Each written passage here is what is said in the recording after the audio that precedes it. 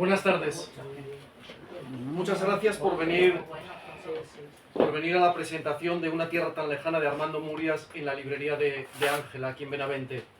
Y doblemente agradecidos por esta tarde de fútbol, por esta tarde en que dentro de una hora España tiene un partido importante, ¿no?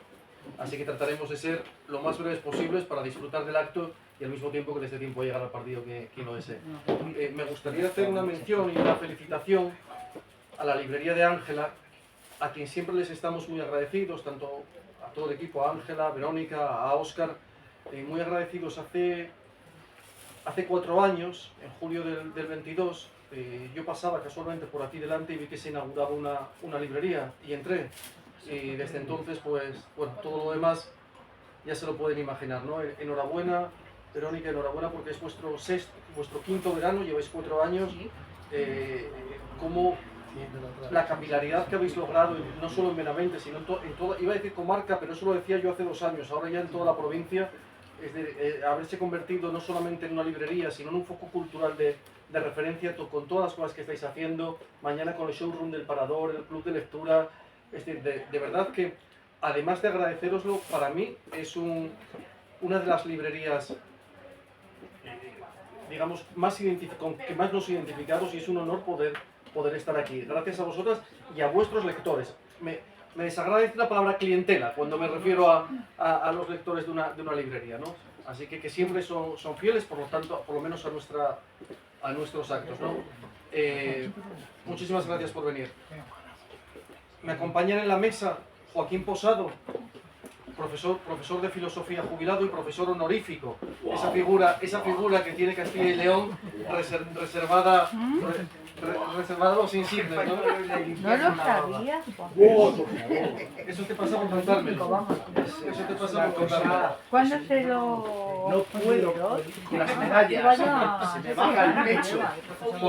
Joaquín, que es de San Adrián del Valle, profesor de filosofía y crítico literario, ha hecho una muy buena reseña literaria de este libro en la cadena SER hace ya más de 1 año, y más reseñas sobre algunas de nuestras publicaciones y sobre muchísimas otras.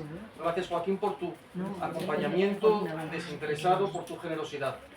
Bueno, y el protagonista hoy, es obvio, es Armando Murias Ibias, profesor de literatura, doctor en filología hispánica, natural de Caboalles de Abajo, en La Ciana, municipio de Villablino, comarca de La Ciana, en León, y desde hace muchos años vecino de Oviedo, ¿no? donde ejerció como profesor de literatura muchísimos años.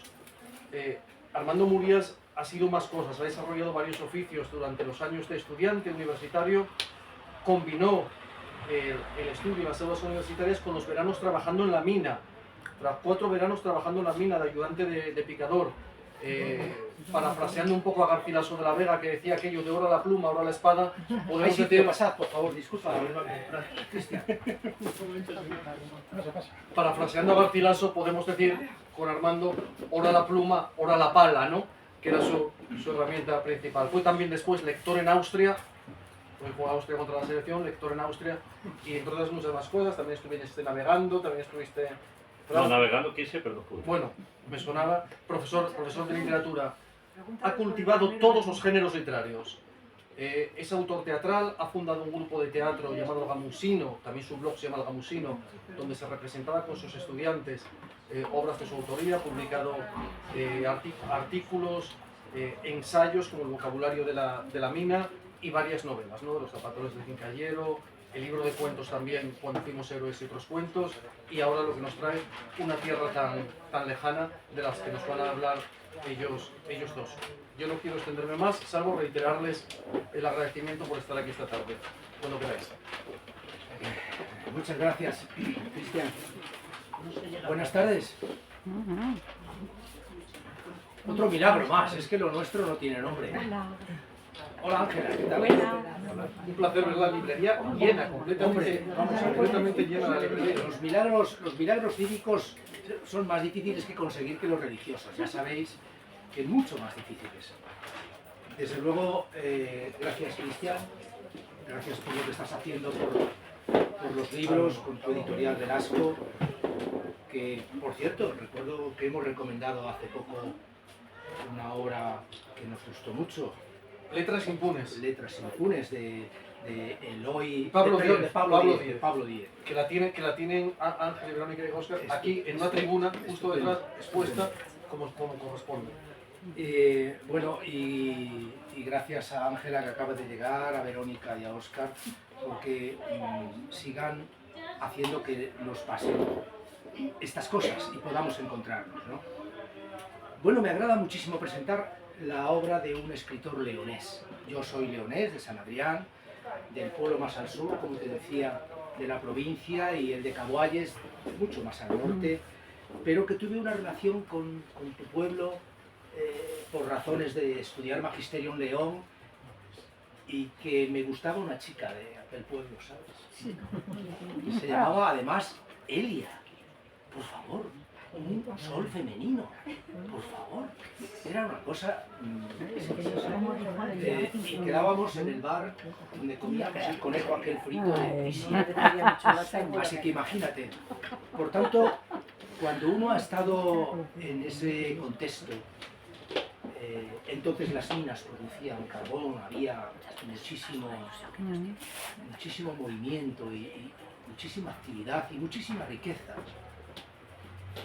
Hoy, gracias a tu novela, por cierto, se habla del mundo entero de una manera que a mí me ha dejado perplejo, porque la conocía puesto que amigos de entonces incluso hacían turnos en la mina, como tú los hiciste en vacaciones y demás. Pero me ha gustado ver que acercabas un asunto que a menudo suele ser esquivo, no está en las conversaciones, y lo has hecho materia literaria, ¿no? Me ha gustado mucho cómo lo has hecho. En fin,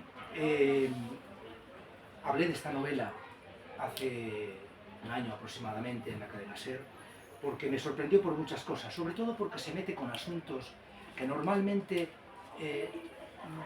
se apartan, ¿no? No son cómodos. Uno es la inmigración y otro es qué hacemos con esos territorios en donde el tejido industrial y laboral se destruye. ¿Qué hacen los poderes políticos? ¿Qué hace la sociedad? ¿Qué hacemos con esas personas ubicadas en ese contexto?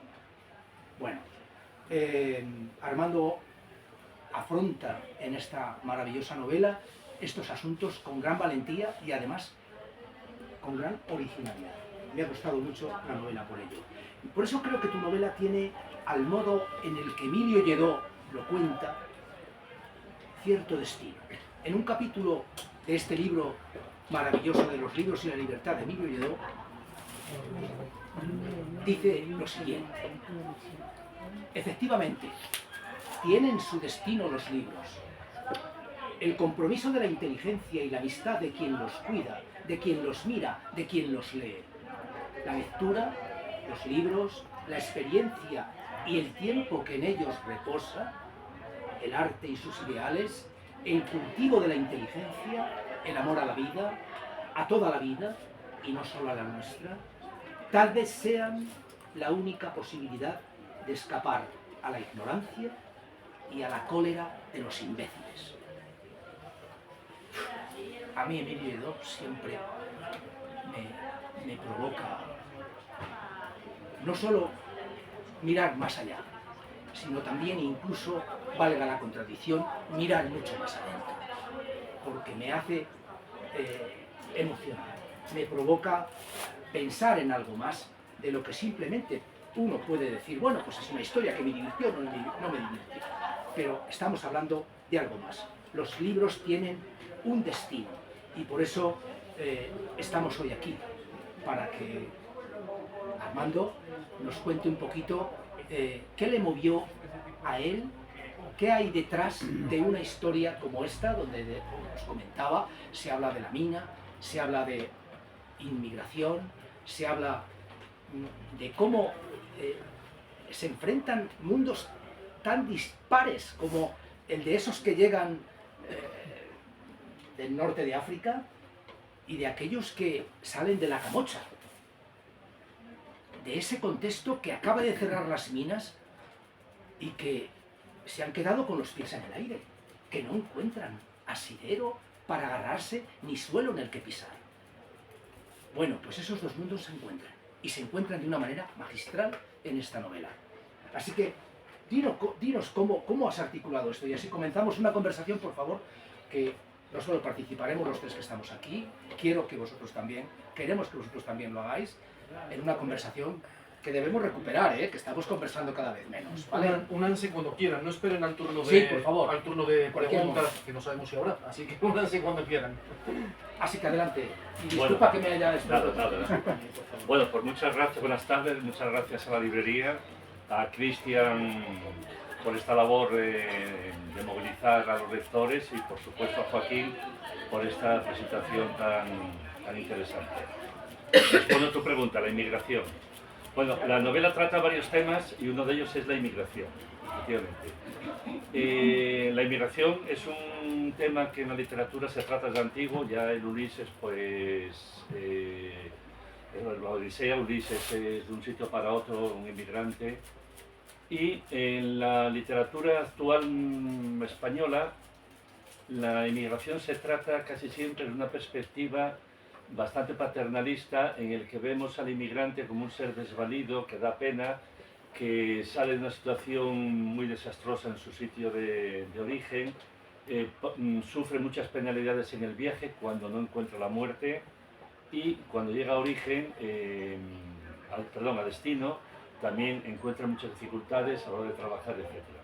Yo aquí doy un paso más y presento salen tres inmigrantes y los tres no son desvalidos ni dan pena y compasión. Uno de ellos es rico, vive en Ampuria Brava, que es un sitio de Cataluña, de gente pudiente, donde el chalet tiene salida al embarcadero, donde tiene su yate, etc. Es un ucraniano, Víctor, que huye de Ucrania antes de la situación tan desastrosa que tienen ahora, cuando lo de Chernóbil, y sobre todo huye de un sistema que no le gusta, un sistema político que no le gusta. Yo estuve viviendo, cuando estuve en Austria, vi los países del este y estaban todos deslumbrados por Occidente, por el consumismo, por aquí podemos comprar de todo, etc. Y este Víctor es uno de ellos, está deslumbrado por el tipo de vida de aquí y huye para forrarse a como sea, y de hecho es rico, vive en este sitio y es un inmigrante. Otro es Rachid. Rachid sale de Nador, del Rif norteafricano.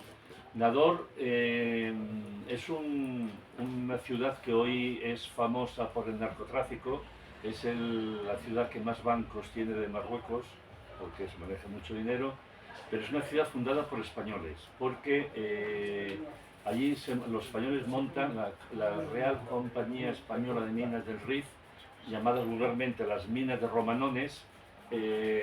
Fundan allí esta ciudad y está de la nada, las calles paralelas, aquí viven los obreros, allí los mandos, más allá la policía, etc. Y de este mundo sale Rachid. Rachid, como es habitual ahora, vive del narcotráfico, vive bastante bien, se maneja bastante bien, aunque es un trabajo, como sabéis, totalmente clandestino, pero pretende otro tipo de vida y llega a España. Primero va a Ejido.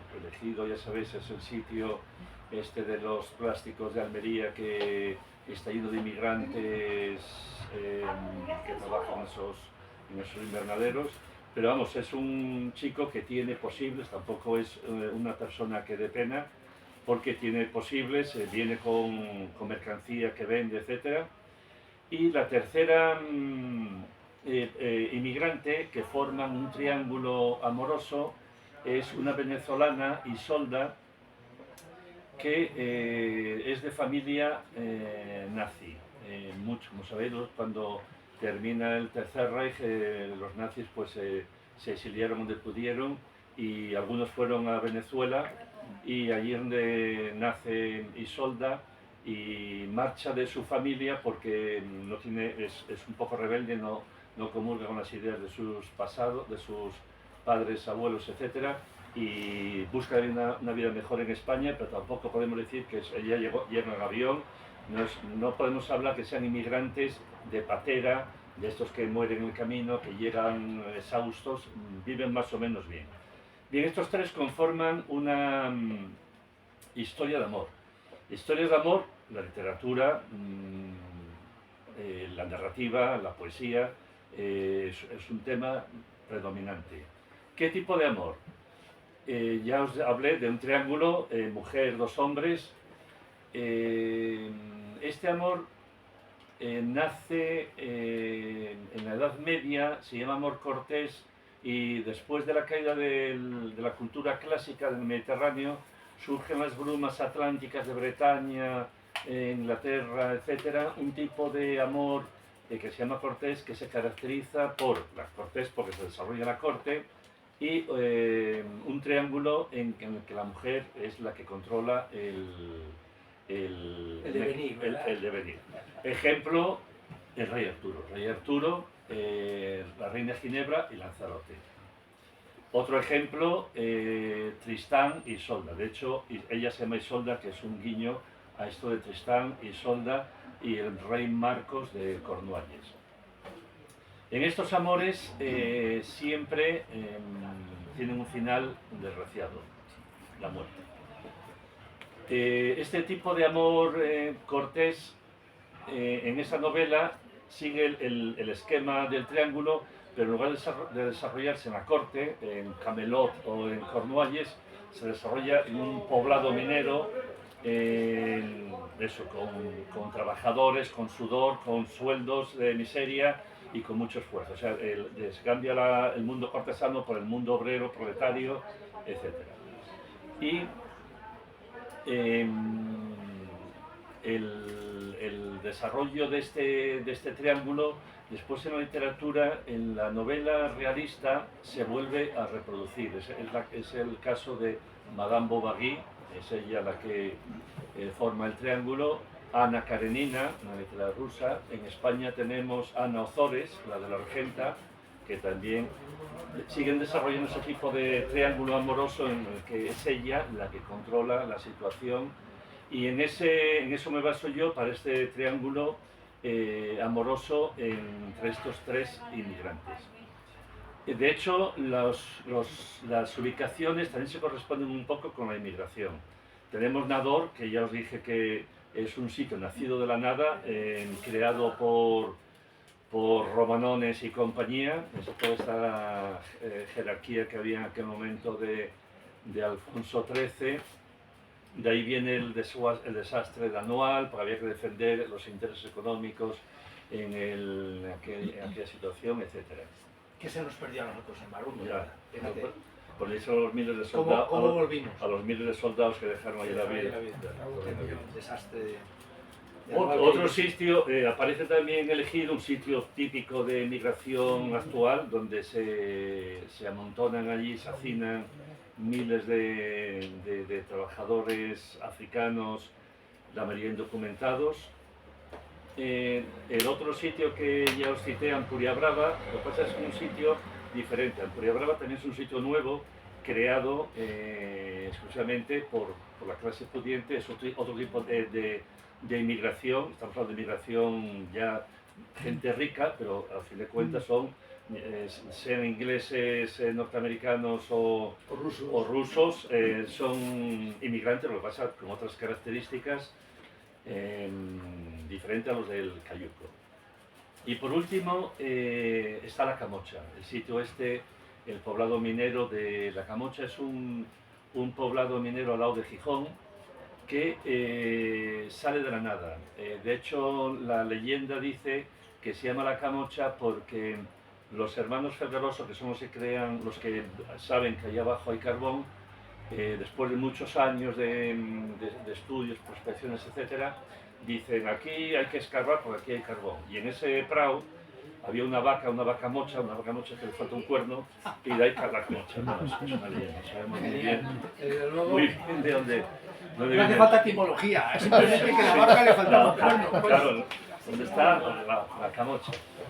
Bueno, y este sitio surge exactamente al mismo que Nador, de la nada, un prado, y ahí excavan, hacen un pozo, efectivamente, sacan carbón, Y al lado de ese pozo minero, pues las calles rectilíneas, esa calle se llama Entibadores y ahí viven los obreros, hay un barrio que se llama El Vaticano, ahí viven los jefes y la Guardia Civil, para que quede claro. Y bueno, también es un sitio, un poblado hecho a medida para que residan los... Lo del Vaticano era porque vivían como Dios, ¿no? Eso, Era- sí. Ahí sí. Sí, hay otro barrio, una Felguera en Asturias, que se llama El Vaticano, y precisamente, porque se llama El Vaticano? Porque viven como Dios. Y además, bueno, aquí en la Camocha está en la parte de arriba, entonces ya es lo justo. Ya está. Claro. Y la Camocha, entonces, tiene esas peculiaridades que es un prado de la nada, y de repente abre una mina y, claro, se llena de gente de fuera, todos inmigrantes. Curiosamente, nadie de Gijón quiso trabajar en las minas, y estamos hablando, se abre en el 32, se abre la mina, o sea, época en que los españoles inmigrábamos fundamentalmente a América, y en Gijón muchos barcos marchaban para México y Cuba. Y curiosamente la gente prefiere embarcarse en la aventura americana antes que meterse en la mina, y los hermanos Ferraroso, que son los que abren la mina, tienen que traer mineros de fuera, de la Felguera y de otros sitios, porque nadie de los lugareños quiere trabajar en este sitio tan inhóspito. Y entonces son 4 sitios, en la Camocha pues es todo lleno de inmigrantes, claro, cada uno en una esquina. Entonces son 4 sitios de inmigración, y que con ellos pretendo pues, romper el modelo clásico de inmigración. Quizá la novela más famosa de la inmigración, de la novela española de la inmigración, no sé si os sonará, Las voces del estrecho, que es de Andrés Sorel. Son voces de gente que muere en el estrecho. Los pobres, pues hay varias vías, como sabéis, y muchas son bastante peligrosas, y hay bastantes que dejan la vida en el camino. Y esa revisión general que tenemos de la emigración desde la literatura en España. Recuerdo, disculpa un inciso, recuerdo una película, Retorno a Hansala, que seguramente sea la película más estremecedora sobre un muchacho que viene de un pueblecito del interior de Marruecos. Su familia le consigue el dinero para comprar una plaza a un traficante de personas para poder entrar en una patera de estas, que costó 500 euros, la familia recaudó entre abuelos, tíos y demás. Se sube el adolescente en la patera, llegan, ven las luces ya de la costa española, se levanta un viento imprevisto, vuelca la patera, el chico no sabía nadar, y él llevaba su mano cerrada y en el puño llevaba el teléfono de su hermana, que trabajaba en Cartagena, en La Lonja. Su hermana, la película es gloriosa, es buenísima, tiene como única misión llevar a su hermano, aunque fuese ya muerto, al pueblo de donde procedía, que es Hansala. Es estremecedor, por eso que está muy bien lo que has hecho tú, dándonos ese otro punto de vista que a menudo no tenemos. Ya. O es paternalista, o es tremendista, Sí. o victimista, Sí, la visión que teníamos casi siempre de ese mundo, ¿no? Sí, que tenemos. Porque claro, todas las noticias que nos llegan, no sé cuántos muertos, los problemas que tienen en la frontera, los problemas que tienen una vez que se integran más o menos en la vida española, que los miramos, todos estos africanos que andan por ahí vendiendo productos, etcétera, pues la visión que tenemos los españoles es de compasión, pena, tristeza, etcétera. Bueno, y entonces tenemos el tema de la inmigración, con este punto de vista, el tema del amor, el triángulo basado en el amor cortés, pero en lugar de la corte en un poblado minero, y el ambiente minero. Como habéis dicho, yo soy de Caboalles, que es un pueblo minero. Mi padre fue minero, yo trabajé 4 veranos en la mina porque de aquella los hijos de los mineros nos dejaban trabajar por los veranos. y bueno, controlo bastante. Hice la tesis doctoral sobre el vocabulario minero. Hice una novela en el 2006 que trata sobre, se titula Nómadas, que trata, está ambientada en Caguayes y trata sobre un chico, un estudiante español, estudiante universitario, trotskista, revolucionario, que intenta llevar la teoría revolucionaria que aprende en las aulas en invierno al trabajo en la mina, y coincide la mina con un caboverdiano. Cabo Verde ahora está también de moda por lo de los mundiales. Los caboverdianos logran la libertad, la independencia cuando cambia el gobierno, el régimen en Portugal, y los pobres son islas pobres. De hecho, Cabo Verde es una cosa extraña, son varias islas desérticas que no tenían población, estaban deshabitadas. Y hasta el nombre no es suyo, no es Cabo Verde es de Senegal, ellos tienen Cabo Verde. ¿Y por qué se llama así? Porque cuando llegan los portugueses empiezan a traficar con esclavos, y los esclavos de Senegal y que van sacando de África los depositan en estas islas, que es más fácil atracar los barcos y ya directamente para América. O sea que tienen una historia muy triste, porque son todos esclavos, sacados del África, más o menos de Senegal o de más el interior de Congo, llevados a estas islas, y de estas islas llevan directamente para embarcarse a América. Y cuando tienen la independencia, pues la mayoría emigran, y bastantes de ellos emigran a la Ciana. La Ciana, el norte de León, quien no lo conozca, es un valle fundamentalmente ganadero, y en el siglo XX, cuando empiezan las minas, es un sitio de inmigración. Nadie de la Ciana quiere trabajar en las minas, otra vez la historia de la Camocha, y va gente de fuera. Por ejemplo, mis padres, que son de la ría del Navia, emigran, ¿dónde emigran? Por donde trabajo, a las minas, porque nadie de la Ciana quiere trabajar en las minas. De hecho, en los bailes, los lacianiegos prohíben entrar a los bailes a los de fuera. Una historia ya de la emigración presente, y siempre de mala manera.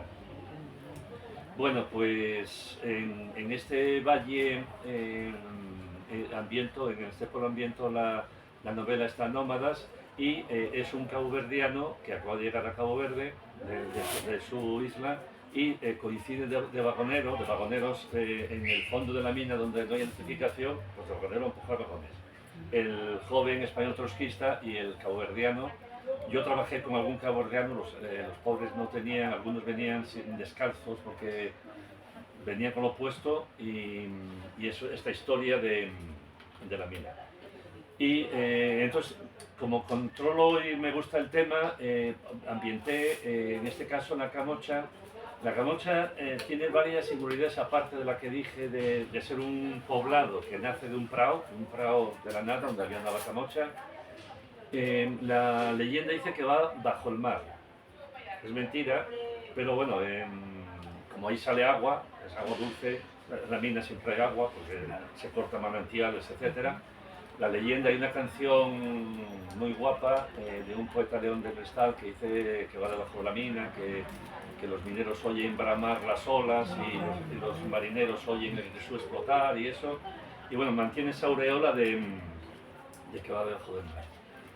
Esta mina también es famosa porque aquí nacen las comisiones obreras. En el año 57 se dan una serie de peculiaridades para que nazcan las comisiones obreras en este sitio. Lo normal es que hubiera nacido en un sitio industrializado, en Cataluña, o incluso si es en Asturias, en una cuenca minera, pero en un pozo aislado que está, no hay más, está ahí al lado de Gijón. Y es que se dieron varias casualidades. Hay una huelga laboral porque hay agua y los mineros se mojan y quieren salir antes, etc. y hay una huelga. El gobierno civil manda al Guardia Civil, lo de siempre, y los trabajadores, en lugar de recurrir al viejo al sistema del sindicato vertical, pues nombran a 4 o 5, a la de vosotros a hablar con los mandos y la Guardia Civil, etc. Y uno de ellos era falangista que había venido de la División Azul.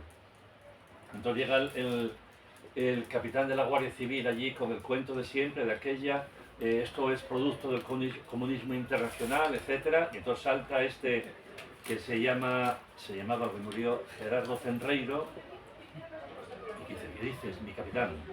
Yo me vas a llamar comunista, yo que vengo de la División Azul, de matar rusos, y me vas a llamar a mí comunista. Se abre la camisa, le enseña un tajazo, claro, el Guardia Civil, Se acabó. Sube y dice, no, es un conflicto laboral, no hay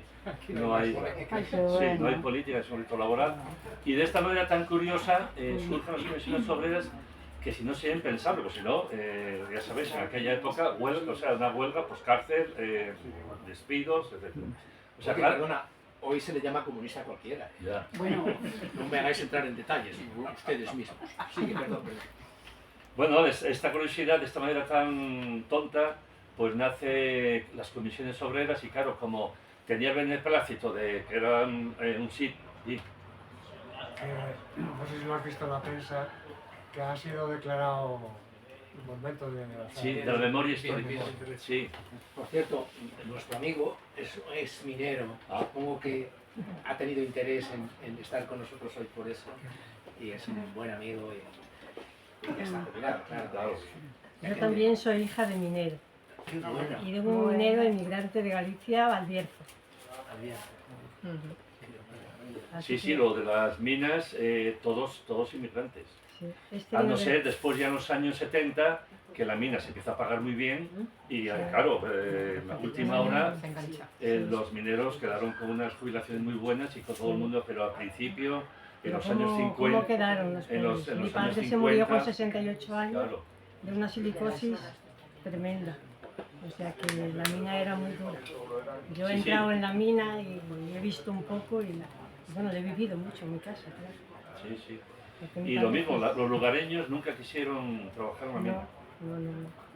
Eso sí, alquilaban las viviendas a los mineros, les vendían todo. Vivían de ellos. Vivían de ellos, pero nadie Y los se quiere cogían proletarizar. de patrona, los tenían Sí, en claro, casa. claro, Sí, claro. sí. La gente allí en el Bierzo, pues, si ¿En qué venían zona de... trabajaste? Perdona que no lo sé. ¿En qué zona de las minas trabajaste? En Langreo, en la coca del Nalón, Ah, lo que era Carbones Asturianos, luego fue Pozos Amuño, que estaba unido con el de María Luisa y el de Sotón, que todavía se puede visitar. Sí, sí, sí, sí. el de la célebre canción, ¿no? Hay un museo aquí. Sí, sí. Oye, perdona, te cortamos. Estaba contando Sí, una sí. historia de comisiones obreras y yo No, me quedé no. con la boca abierta. Me ha dejado No, ya. perplejo multiplicado por dos. No, ya está la historia. Así nacieron de esa manera tan curiosa, pues si no, es impensable que en un pozo aislado, lo normal pues, sería la cuenca caudal o del Nalón, que hay uno detrás de otro, que había mucha más solidaridad, mucha más actividad sindical, bueno, minera, etcétera. De esa manera tan curiosa nacen las comisiones en el 57 y sí, la semana pasada creo que fue que salió en el BOE el decreto del lugar de memoria histórica. Y bueno, estos son los lugares en los que se desarrolla. Después, desgraciadamente, la mina de la Camocha tuvo un fin, o sea, así como tuvo un principio glorioso, tuvo un final muy desgraciado. No sé si lo sabéis.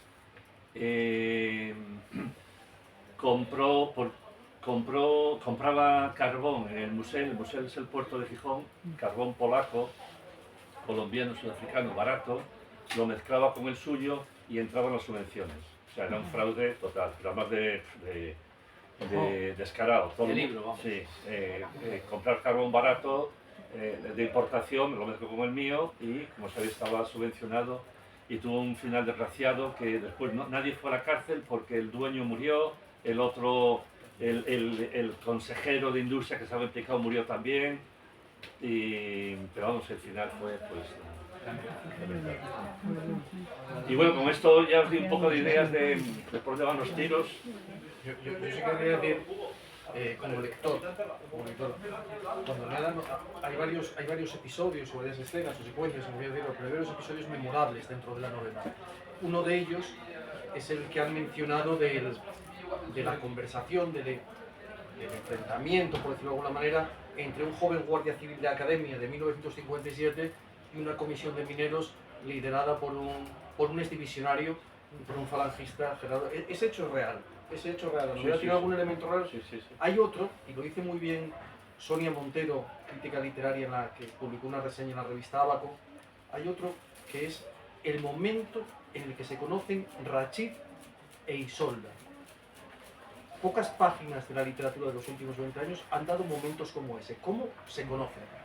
El momento justo en el que se conocen, ¿qué es lo que ocurre? Eso para mí es una de las, creo que está en las 3, 4, 5 páginas, es uno de los momentos legendarios de la literatura española de los últimos años, y algunos otros episodios que tienen por ahí. Pero fíjense cuando la lean en esos dos, porque son memorables. A mí hay una cosa que me ha dejado bastante también sorprendido. El libro comienza en la página 13 hablando de un afilador cojitranco que entra precisamente en el poblado de La Camocha. Un antiguo molino le sirvió de cobijo temporal al afilador cojitranco para protegerse de la ira de un cielo grávido y encolerizado. Desde hacía algunos días lo seguía un perro de belfos tristes y mirada lastimera que debía de oler en su nuevo amo el aroma que tienen los correcaminos desnortados. Así comienza la novela, que me parece un comienzo precioso. Pero si vamos al final, resulta que en el final se nos habla de un viejo carcamal que cuenta una historia al pueblo. A mi pueblo iba un afilador que hacía sonar... Sí, Pues los chicos corríamos allí porque gritaba tijeras, no, jabón de olor, un afilador, de una rima extraña, ¿no? Y todos corríamos allí a ver los surtido de cosas extrañas que llevaba el afilador. Y siempre me sorprendió muchísimo, y que tú emplees este personaje, que además acaba revelándose como quien desentraña de alguna manera el misterio de uno de los protagonistas, Basilio, un personaje también literariamente glorioso.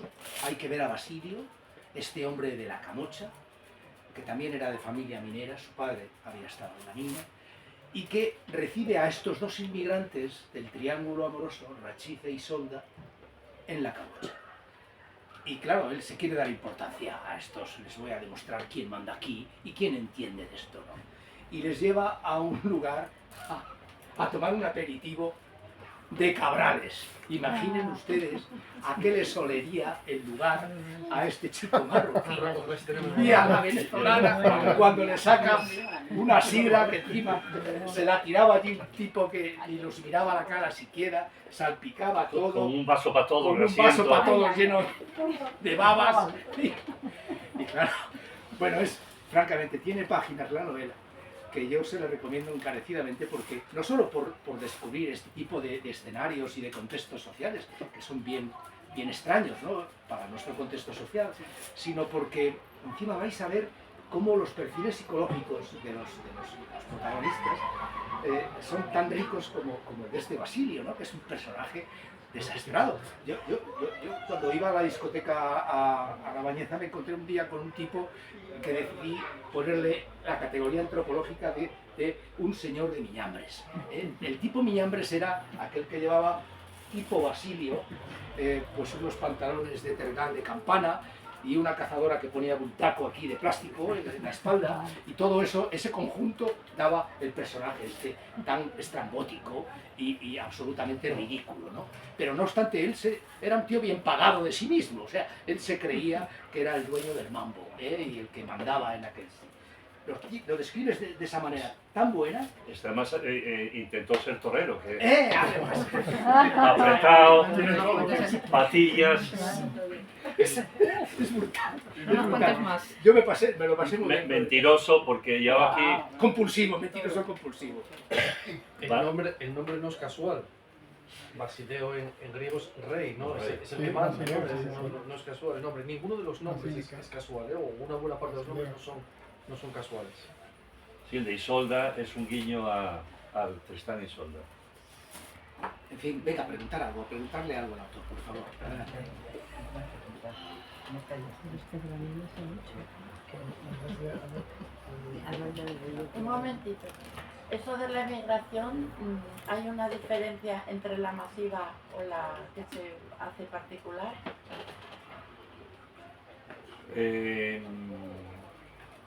Casi toda la inmigración es masiva, ¿eh? No, pero O la en de grupo. ahora no. O en grupos muy numerosos. Sí, pero casi 1000 cada día a Canarias, casi 1000 cada día, eso no es poquito. Quiero decir que invadir, que no es emigración normal, de que vaya una familia o una familia. Invasiva, yo también me llamo invasiva, de hecho, sí, no. Hombre, a lo Porque largo yo de, eso lo veo mucha manipulación para ellos y para nosotros. a lo largo de la historia hubo grandes movimientos migratorios, ¿eh? Sí, pero ahora se están pasando mucho. Hay rutas, ya sabéis que hay rutas que se Y ponen... como la de la seda, están ahora también haciendo otra, ¿no? No digo de España, está la ruta canaria, la ruta argelina, la ruta del estrecho, hay varias rutas que algunas se cierran por excesivo control y se potencia la otra. Como se puede hablar. España es un país, somos un país de inmigrantes, ¿eh? Yo tengo un tío en Argentina, otro en Uruguay, tíos Sí, carnales. En Uruguay es donde más libertad hay de todo Iberoamérica. Y todos los españoles yo creo que tenemos alguno o en Bélgica, o en Alemania, o en Suiza, o en... Pero son grupos de dos familias, dos amigos. No. En los años 50 y tantos y 60, de dos familias no, porque yo soy de Benavente y a poco nos quedamos solos. Y ahora más, ahora está más solo. Ahora está solo porque no hay gente, pero en aquellos momentos éramos mucha gente y mi familia también. Tuvieron que emigrar a la fuerza. No, pero No, los yo estoy españoles, diciendo yo de creo otra que no hay nadie que sea libre que tener un familiar inmigrante. O sea que todos conocemos un poco el tema. Cuando lo fuimos, cómo nos trataron y lo que hacemos ahora nosotros. De hecho, el tema de la emigración española está presente en la literatura, en el folclore, en las canciones, en las películas. Fenómeno, ¿no? Muchas gracias por la pregunta. ¿Alguna otra Venga, más pregunta? cosas, chicos, chicas. Me encanta ver de gente tan joven entre nosotros. Yo quería preguntaros a los tres si puede ser. Adelante. Habéis dicho que la inmigración y que la inmigración Sube el tono. Se esconde para allá. que habéis dicho, han dicho los tres, bueno, sobre todo el autor, que la inmigración es un tema, o sea, que lo tratamos de manera paternalista y que hay pobrecitos.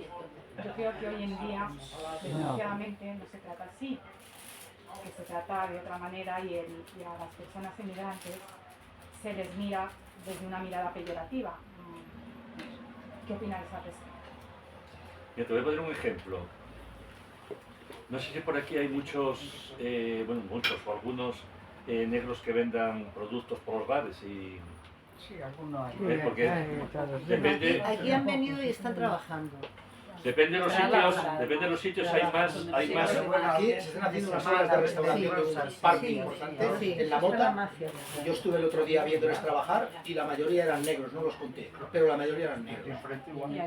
¿Cómo? ¿Quién ha hecho estas tres obras? La restauración de Abastos. Esta, En la carretera. Rúa y la Mota. Sí, pero Aquí no hay tanta inmigración de esa que venden el top manta o Sí. esas cosas. Hay gente en las empresas. Pues mira, el ejemplo voy a poner, en Oviedo hay bastantes. Un día iba los top manta, estaban ahí tal, y fue la policía municipal a levantarlos. ¿qué hicieron los ciudadanos? Enfrentarse a la policía.